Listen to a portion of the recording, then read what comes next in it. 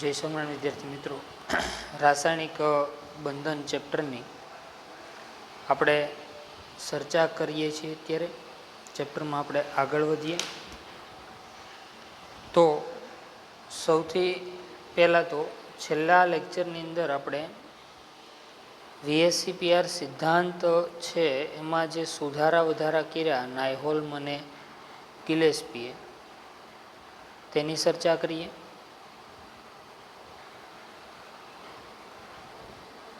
અને પછી આપણે આગળ વધીએ. તો સૌથી પહેલાં તો ઈસવીસન 1957માં નાયહોલ્મ અને ગિલેસ્પીએ VSEPR સિદ્ધાંતને પુનઃ વ્યાખ્યાયિત કર્યો. એટલે એને આપણે કઈ રીતે સમજવાનું છે સામાન્ય ભાષામાં? તો કે સુધારા કર્યા. VSEPR સિદ્ધાંત છે સેજ્વિકને પોવેલે રજૂ કર્યો હતો, પણ એણે એવું નહોતું કીધું. એણે એવું ડાયરેક્ટ કહી દીધું કે અણુનો આકાર મધ્યસ્થ પરમાણુની આજુબાજુ રહેલા ઇલેક્ટ્રોન યુગ્મની સંખ્યા પર આધાર રાખે છે. પણ નાયહોલ્મ અને ગિલેસ્પીએ એવું કીધું કે ઇલેક્ટ્રોન યુગ્મ બે પ્રકારના છે, બંધકારક અને અબંધકારક ઇલેક્ટ્રોન યુગ્મ. બંધકારક ઇલેક્ટ્રોન યુગ્મ કોને કહેવાય? તો કે જે ઇલેક્ટ્રોન યુગ્મ બંધ બનાવવામાં ભાગ લે તેને કેવા કહેવાય? બંધકારક ઇલેક્ટ્રોન યુગ્મ. અને જે ઇલેક્ટ્રોન યુગ્મ બંધ બનાવવામાં ભાગ લેતા નથી તેને કેવા કહીએ આપણે? અબંધકારક ઇલેક્ટ્રોન યુગ્મ. હવે એણે નાયહોલ્મ અને ગિલેસ્પીએ કીધું કે બંધકારક ઇલેક્ટ્રોન યુગ્મ છે ને ભાઈ, પરમાણુઓ વચ્ચે ક્યાં રહે? ભાગીદારીમાં હોય. અને અબંધકારક ઇલેક્ટ્રોન યુગ્મ હંમેશા ક્યાં રહે? તો કે મધ્યસ્થ પરમાણુ પર સ્થાનીકૃત ગોઠવાયેલા રહે છે. બરોબર. આ ઉપરાંત અહીંયા આપણે પાણીના અણુનું ઉદાહરણ લઈ લીધું હતું. પાણીમાં બે બંધકારક અને બે અબંધકારક ઇલેક્ટ્રોન યુગ્મ છે. એટલે જો ઓક્સિજન ઉપર અબંધકારક ઇલેક્ટ્રોન યુગ્મ રહ્યા ને બંધકારક એ બંધ બને. ઓકે. હવે અબંધકારક ઇલેક્ટ્રોન યુગ્મ છે એ બંધકારક ઇલેક્ટ્રોન યુગ્મ કરતાં જગ્યા કેવી રોકે છે? વધારે રોકે છે. અને એના કારણે અબંધકારક ઇલેક્ટ્રોન યુગ્મ અને બંધકારક એટલે કે LPBP યુગ્મ વચ્ચેનું અપાકર્ષણ બંધકારક ઇલેક્ટ્રોન યુગ્મ વચ્ચેના અપાકર્ષણ કરતાં વધી જાય છે. અને આ અપાકર્ષણના કારણે અણુનો આદર્શ આકાર જે હોય એમાં શું જોવા મળે છે? આપણને વિચલન જોવા મળે છે. અને પછી VSEPR સિદ્ધાંતની મદદથી આપણે અણુના આકાર વિશેની ચર્ચાઓ કરીએ તો અણુઓ બે પ્રકારના હતા. બરોબર. પહેલો કે જેમાં મધ્યસ્થ પરમાણુ અબંધકારક ઇલેક્ટ્રોન યુગ્મ ધરાવતું ન હોય, અને બીજું કે જેમાં મધ્યસ્થ પરમાણુ છે એ અબંધકારક ઇલેક્ટ્રોન યુગ્મ ધરાવતું હોય. તે બે પ્રકારની આપણે ચર્ચા કરી. એના મેં વિગતે તમને પ્રકાર પાડ્યા, બંધકારક અને અબંધકારક ઇલેક્ટ્રોન યુગ્મ ધરાવતા ન હોય અને ધરાવતા હોય તેવા ઉદાહરણ. એમાં આજે આપણે જે ભણવાના છીએ એ મધ્યસ્થ પરમાણુ અબંધકારક ઇલેક્ટ્રોન યુગ્મ ધરાવતું હોતું નથી તેવા અણુઓના આકારની આજે આપણે ચર્ચા કરીશું. બરોબર. તો આજનો આપણો જે ટોપિક છે એ શું છે? તો કે ભાઈ અણુઓના આકાર કે જેમાં મધ્યસ્થ પરમાણુ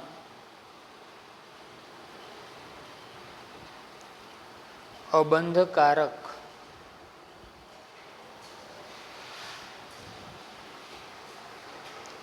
ઇલેક્ટ્રોન યુગ્મ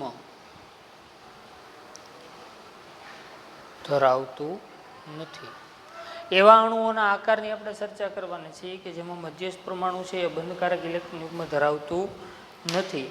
બરોબર. એને આપણે વ્યવસ્થિત રીતે જોઈએ, બધા જ પ્રકારની ચર્ચા કરીએ તો આપણે એક કોષ્ટક બનાવીએ કે અણુનો પ્રકાર, પહેલો મુદ્દો. સેકન્ડ પોઈન્ટ, અણુના ઉદાહરણ. ત્રીજો મુદ્દો લઈશું આપણે લુઈસ બિંદુ નિરૂપણ. ચોથો મુદ્દો આવશે ઇલેક્ટ્રોન યુગ્મની સંખ્યા. અને પાંચમા મુદ્દામાં આપણે લઈશું આકાર. બરોબર. થોડુંક પાઠ્યપુસ્તકથી મેં થોડુંક અલગ પાડ્યું છે, ધ્યાન રાખશું અહીંયા. બરોબર.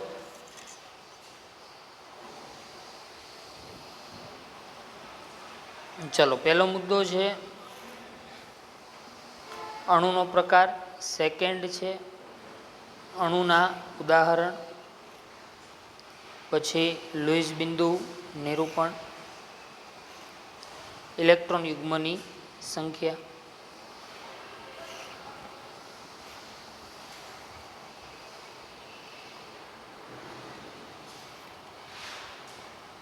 સરસ રીતે કોષ્ટક બનાવજો એટલે તમને અનુકૂળતા રહે.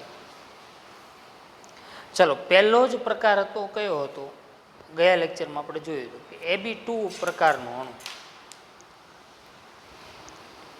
AB2 એટલે કે મધ્યસ્થ પરમાણુ એક છે, બરોબર, અને બાકીના બીજા બે પરમાણુ જોડાયેલા છે. ઉદાહરણ તરીકે બેરિલિયમ ક્લોરાઇડ, બેરિલિયમ ફ્લોરાઇડ, બરોબર. ચલો, આ સિવાય બીજા ઉદાહરણની અંદર magnesium chloride, mercuric chloride, magnesium bromide, magnesium fluoride. Extra ઉદાહરણ હું લઉં છું અહીંયા, કેલ્શિયમ ક્લોરાઇડ.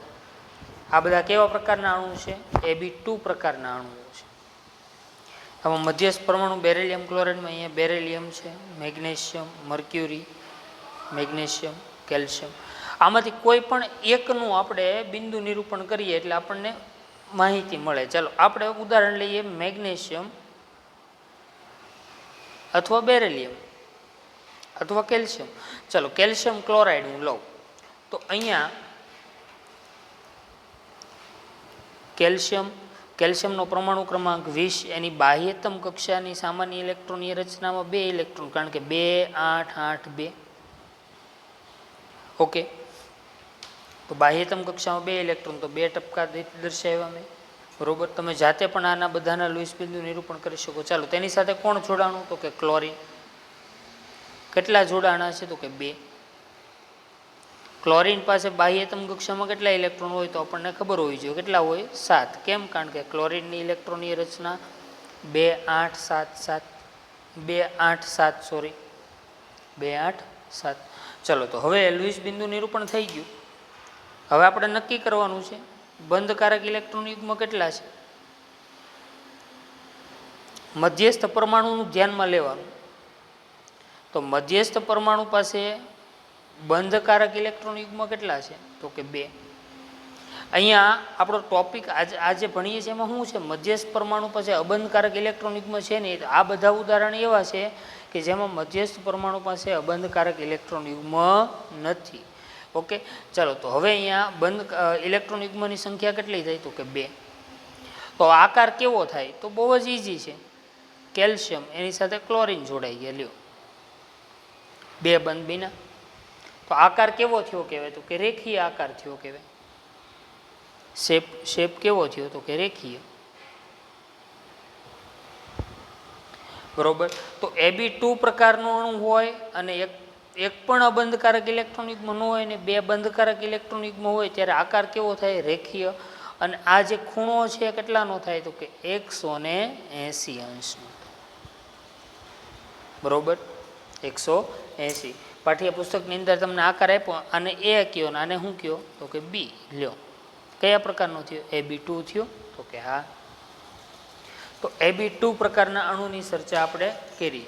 ચલો, ત્યારબાદ AB2 પછી શું આવતું હતું? તો કે ભાઈ AB3 આવે.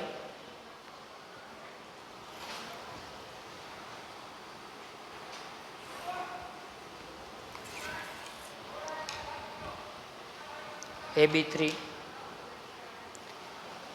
એટલે મધ્યસ્થ પરમાણુ 1 ને બીજા પરમાણુ કેટલા જોડાયેલા છે? 3. ચલો, AB3 ના ઉદાહરણની અંદર લઈએ તો BF3, BCl3, BBr3,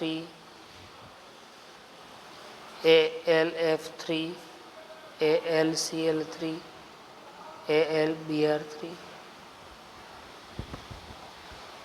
બરોબર. ચલો, આમાં તમારામાં ટેક્સ્ટબુકમાં ઉદાહરણ બોરોનનું આપેલું છે, બરોબર, BF3નું. એનું પણ લુઈસ બિંદુ નિરૂપણ કરીએ તો સમજી શકીએ. એલ્યુમિનિયમનું કરીએ તો બોરોન ને એલ્યુમિનિયમ એક જ સમૂહમાં આવેલા છે. Boron, aluminium, gallium, indium, thallium. સમૂહ 13. એટલે બોરોન અને એલ્યુમિનિયમ બેની બાહ્યતમ કક્ષામાં 3 ઇલેક્ટ્રોન જ હોય. ઉદાહરણ તરીકે જો બોરોનની સામાન્ય ઇલેક્ટ્રોનની રચના તો કે 2 3, એલ્યુમિનિયમની સામાન્ય ઇલેક્ટ્રોનની રચના 2 8 3. તો એની બાહ્યતમ કક્ષામાં કેટલા ઇલેક્ટ્રોન છે? ઓલરેડી 3. તો ચલો બોરોન એની બાહ્યતમ કક્ષામાં 3 ઇલેક્ટ્રોન છે. ચલો તેની સાથે કોણ જોડાય છે? તો કે ફ્લોરિન ક્લોરિન કોઈ પણ લ્યો, ફ્લોરિન ક્લોરિન બ્રોમિન કોઈ પણ હોય, એ સમૂહ 17 છે બરોબર. Fluorine chlorine bromine iodine astatine. તો એની બાહ્યતમ કક્ષામાં કેટલા ઇલેક્ટ્રોન હોય? 7. ચલો અહીંયા ફ્લોરિન જોડાણું 1 2 3 4 5 6 7. બીજા ફ્લોરિનના પણ 7 ઇલેક્ટ્રોન બતાવીએ અહીંયા આપણે. અને પાછો એક ફ્લોરિન છે તો એના પણ કેટલા ઇલેક્ટ્રોન બતાવીએ? 7. તો દરેક ફ્લોરિન એક એક ઇલેક્ટ્રોનની શું કરે? ભાગીદારી કરે બોરોન સાથે. ચલો તો બોરોન પાસે, બોરોન મધ્યસ્થ પરમાણુ છે, બોરોન પાસે કેટલા ઇલેક્ટ્રોન થયા? તો કે 6. 6 થયા એટલે બંધકારક ઇલેક્ટ્રોન યુગ્મ કેટલા થયા? જોડ કેટલી થઈ? 1 2 અને 3. તો જોડ કેટલી થાય છે અહીંયા? 3. ઓકે. તો આકાર કેવો થાય એનો? બરોબર, ખાસ ધ્યાન રાખશું અહીંયા બરોબર. તો BF3 નો આકાર છે આવો કંઈક થાય. બોરોન સાથે 3 ફ્લોરિન જોડાણા, 3 ડાયમેન્શનમાં આકૃતિ છે પણ આપણે અહીંયા પેજ ઉપર નથી દર્શાવી શકતા. અહીંયા ફ્લોરિન ફ્લોરિન ફ્લોરિન આ રીતે જોડાણ થયું BF3 બરોબર. આ આકારને કહેવાય સમતલીય સમત્રિકોણ આકાર કહેવાય, અથવા સમતલીય સમત્રિકોણીય આકાર કહેવાય બરોબર. આની જગ્યાએ અહીંયા એ હોત તો AB3 બરોબર. એવી રીતે આપણે દર્શાવીએ અહીંયા એ, એની સાથે કોણ જોડાણ? બી બી બી. તો આ કયો આકાર થયો? સમતલીય સમત્રિકોણ શેપ થયો. અને અહીંયા ખૂણો ખાસ ધ્યાન રાખશું, અહીંયા 120 અંશનો ખૂણો થાય, જે આપણે સંકરણમાં પછી ખૂણા વિશે પછી ચર્ચાઓ કરશું. તો અણુના કેટલા પ્રકાર પૂરા કર્યા આપણે? 2. પહેલો કયો પ્રકાર હતો? AB2. પછી કયો આવ્યો? AB3. એના ઉદાહરણ એ લીધા. ચલો ત્યારબાદ હવે આપણે ઉદાહરણ તરીકે લઈશું AB4 પ્રકારના અણુઓનું એક્ઝામ્પલ લઈશું.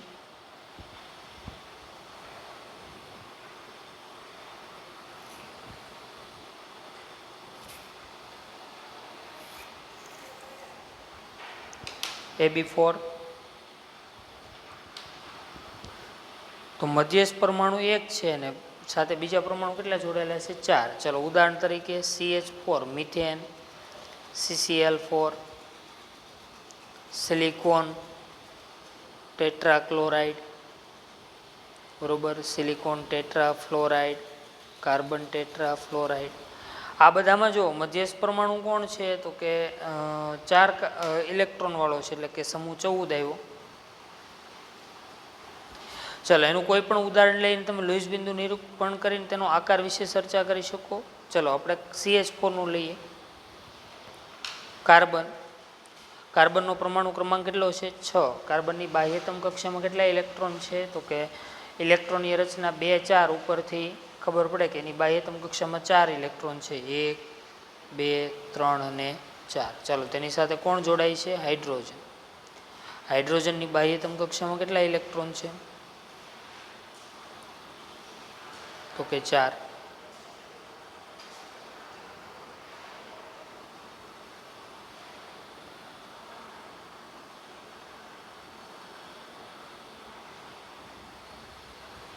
ચલો તો ટોટલ બંધકારક ઇલેક્ટ્રોન કેટલા થયા? 4 યુગ્મ ઇલેક્ટ્રોન યુગ્મ. અહીંયા આપણે ફરીથી યાદ કરી દો, આપણે કેવા અણુઓ લઈએ છીએ જેમાં મધ્યસ્થ પરમાણુ પાસે આ બંધકારક ઇલેક્ટ્રોન રહેતા નથી. તો 4 ઇલેક્ટ્રોન થયા બરોબર. ચાલો શેપ કેવો થશે, આકાર કેવો થશે એની આપણે ચર્ચા કરીએ. તો એનો આકાર છે કંઈક આ રીતનું થાય છે. કાર્બન, તેની સાથે અહીંયા હાઇડ્રોજન હાઇડ્રોજન હાઇડ્રોજન અને અહીંયા હાઇડ્રોજન.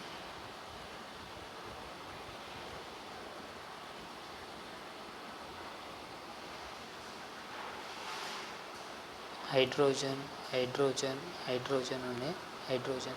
આ જે આકાર થશે બરોબર, એ કેવો આકાર થશે? સમચતુષ્ફલકીય આકાર કહીએ આપણે. બધા છેડા જોડી દો બરોબર. તો આ જે શેપ થયો એ કેવો થયો? સમચતુષ્ફલકીય.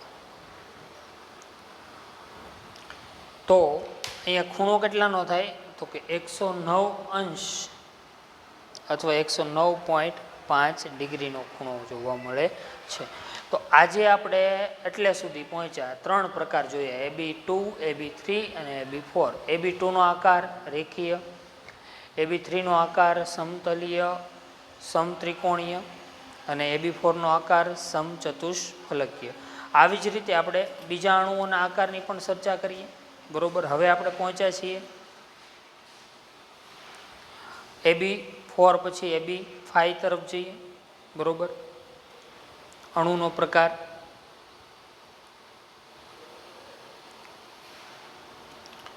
અણુના ઉદાહરણ: લુઈસ બિંદુ નિરૂપણ, ઇલેક્ટ્રોન યુગ્મની સંખ્યા અને છેલ્લે આકાર બરોબર. આપણું કોષ્ટક આવું છે કંઈક. હવે AB4 પછી આપણે પહોંચ્યા છીએ AB5. AB5 પછી AB6 ઉપર જઈશું આપણે.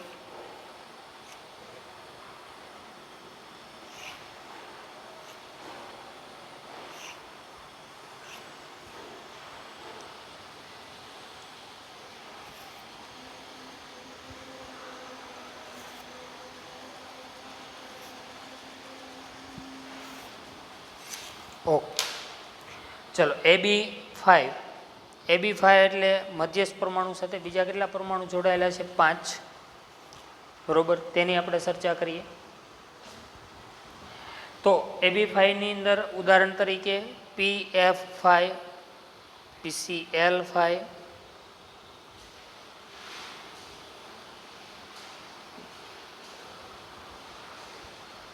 ફોસ્ફરસ પેન્ટાબ્રોમાઇડ, આવા ઉદાહરણો આપણે લઈ શકીએ બરોબર. ચલો એમાં આપણે લુઈસ બિંદુ નિરૂપણ કરીએ. ચાલો પહેલું જ ઉદાહરણ લઈએ. PF5 મધ્યસ્થ પરમાણુ કોણ છે એ ખબર પડી ગઈ તમને? ફોસ્ફરસ. ફોસ્ફરસની બાહ્યતમ કક્ષામાં કેટલા ઇલેક્ટ્રોન હોય? તો કે ફોસ્ફરસ છે ને ભાઈ, એનો પરમાણુ ક્રમાંક 15 છે. એની સામાન્ય ઇલેક્ટ્રોનીય રચના 2, 8, 5 છે. તો એની બાહ્યતમ કક્ષામાં 5 ઇલેક્ટ્રોન છે. તો ફોસ્ફરસ છે તેના 5 ઇલેક્ટ્રોન ફ્લોરિનના 5 ફ્લોરિનના 1 ઇલેક્ટ્રોન સાથે ભાગીદારી કરશે. ફ્લોરિનની બાહ્યતમ કક્ષામાં કેટલા ઇલેક્ટ્રોન છે? 7. અહીંયા એક વસ્તુ ખાસ તમને યાદ રાખવું જોઈએ કે અહીંયા આપણે એક જ વસ્તુ જોવાની છે, મધ્યસ્થ પરમાણુ પાસે એક બંધકારક ઇલેક્ટ્રોન નથી રહેતું ને, એ ખાસ ધ્યાન રાખવાનું છે. નહીંતર ઘણા પ્રશ્ન થશે કે ભાઈ આમાં ફ્લોરિન પાસે તો ફ્લોરિનનો 1 ઇલેક્ટ્રોન જ બંધ બનાવવામાં ભાગ લે છે, બીજા ક્યાં હોય કે ભાગ લે છે બરોબર.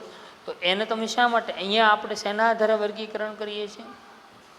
તો કે મધ્યસ્થ પરમાણુ પાસે એક પણ અબંધકારક ઇલેક્ટ્રોન રહેવો જોઈએ નહીં, એના અનુસંધાનમાં અહીં આપણે કરીએ છીએ બરોબર. ચલો મધ્યસ્થ પરમાણુ પાસે ગણો તો કેટલા ઇલેક્ટ્રોન થયા? તો કે 10. અષ્ટકના નિયમનું ઉલ્લંઘન થયું. ટોટલ બંધકારક ઇલેક્ટ્રોન યુગ્મની જોડ ગણો: 1, 2, 3, 4 અને 5 બરોબર. તો અહીંયા ઉલ્લંઘન થયું અષ્ટકના નિયમનું બરોબર, એટલે કે વિસ્તૃત અષ્ટક છે. અગાઉ પણ એનું આપણે લુઈસ બિંદુ નિરૂપણ કરેલું છે. હવે એનો આકાર કેવો થાય તો ખાસ અહીંયા ધ્યાન રાખશું. આ ફોસ્ફરસ તેની સાથે 3 ફ્લોરિન એક જ સમતલમાં જોડાય. સોરી, ફ્લોરિન અહીંયા ફ્લોરિન બરોબર. એટલે આ બધાને હું જોડી દઉં તો આ શું બન્યું? તો કે ત્રિકોણીય આકાર થયો. હજી 2 ફ્લોરિન બાકી રહ્યા. તો 2 ફ્લોરિન છે આવી રીતે ઉપર નીચે ગોઠવાય ને બંધ બનાવે. આ લીટા જે બતાવું છે એ શું બતાવે છે? બંધકારક ઇલેક્ટ્રોનના કારણે જો રચાયેલા બંધ છે. ઓકે, તો હવે આ જે શેપ છે ને એને જો ઉપર નીચે જ્યારે જોડવામાં આવે તો આ ઉપર પિરામિડ બન્યો કહેવાય. એવી જ રીતે નીચે પણ પિરામિડ બને છે, બરોબર. એટલે આ અણુનો જે આકાર છે તેને ત્રિકોણીય દ્વિપિરામિડલ આકાર કહેવાય. ત્રિકોણીય દ્વિપિરામિડલ શેપ થયો કહેવાય, આકાર બન્યો કહેવાય, બરોબર. જાતે એક બે વાર પ્રયત્ન કરશો એટલે આવડશે, પણ પહેલાં વચ્ચેનું દર્શાવવાનું પછી, બરોબર. અહીંયા બે પ્રકારના ખૂણા બને છે. જો ત્રિકોણની અંદર જે ખૂણો છે ને એ 120નો હોય, આ જે ખૂણો છે 120નો હોય, જ્યારે આ જે ખૂણો છે એ કેટલાનો છે? 90નો છે, લંબ અક્ષ છે. ઓકે, ચલો ત્યારબાદ AB5 પછી આપણે કયા અણુની ચર્ચા કરવાના છીએ? AB6.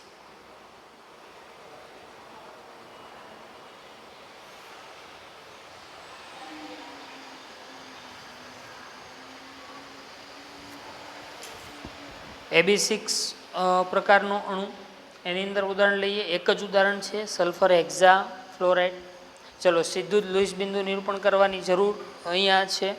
તો કેટલા ઇલેક્ટ્રોન છે ટોટલ સલ્ફરની બાહ્યતમ કક્ષામાં? તો કે 6, કારણ કે સલ્ફરનો પરમાણુ ક્રમાંક 16, તેની સામાન્ય ઇલેક્ટ્રોનીય રચના 2, 8, 6, એટલે બાહ્યતમ કક્ષાના 6 ઇલેક્ટ્રોન એ 6 ફ્લોરિનના એક ઇલેક્ટ્રોન સાથે ભાગીદારી કરશે. આ અણુ પણ અષ્ટકના નિયમનું પાલન કરતો નથી, એટલે કે વિસ્તૃત અષ્ટક છે અહીંયા. તો અહીંયા ટોટલ બંધકારક ઇલેક્ટ્રોન યુગ્મ કેટલા થયા તેની પણ કાઉન્ટ કરી શકો, તમે ગણતરી કરી શકો.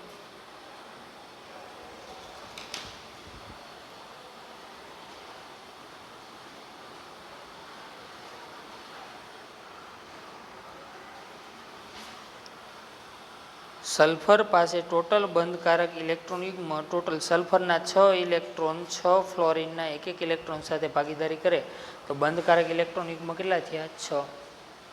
ઓકે, હવે એનો આકાર દોરવામાં ધ્યાન રાખશું, બરોબર.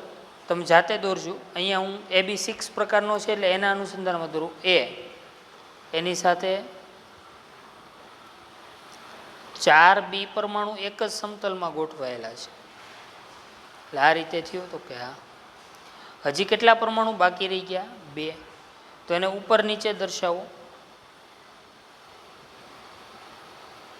સમતલને લંબ. ચલો આ આકાર કેવો થયો? તો કે